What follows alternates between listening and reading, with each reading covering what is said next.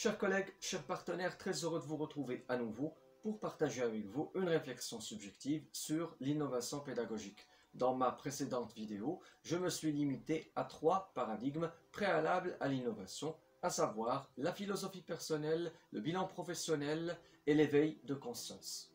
Comme je vous l'avais promis, 3 capsules seront dédiées à l'innovation.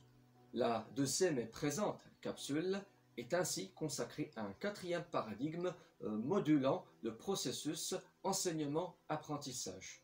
Il s'agit de l'orientation dans le cadre d'un référentiel métier. Cette orientation se déclinerait au moins en 3 fondements. Le premier fondement n'est autre que l'ancrage. Le mien, en l'occurrence, me prédispose à avoir une vision philanthropique des transactions qui m'engagent envers les autres, laquelle vision est articulée autour des principes du beau, du vrai, du bien et du juste. Le deuxième fondement est la reconnaissance des pairs.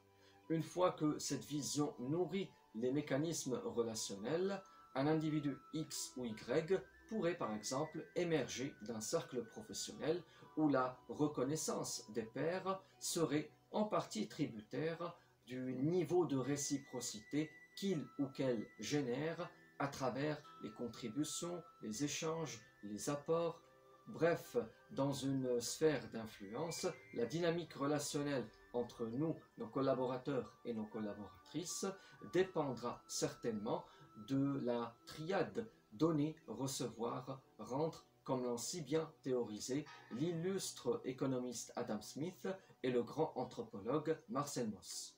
Le troisième et dernier fondement, c'est le positionnement théorique. Dans le secteur de l'éducation et de l'enseignement, les grands modèles théoriques en pédagogie se sont intéressés dans leur succession au renouvellement des pratiques didactiques, étant donné qu'un seul modèle ne permet pas nécessairement de rendre compte de tous les types d'apprentissage.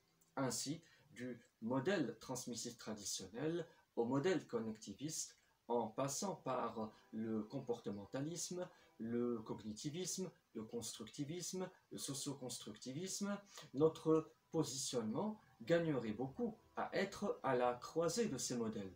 Certes, il pourrait sembler proportionnel à l'un ou l'autre, mais il aura quand même le mérite d'être intégratif au regard des problématiques actuelles liées à la présence de la technologie numérique dans la vie de tous les jours.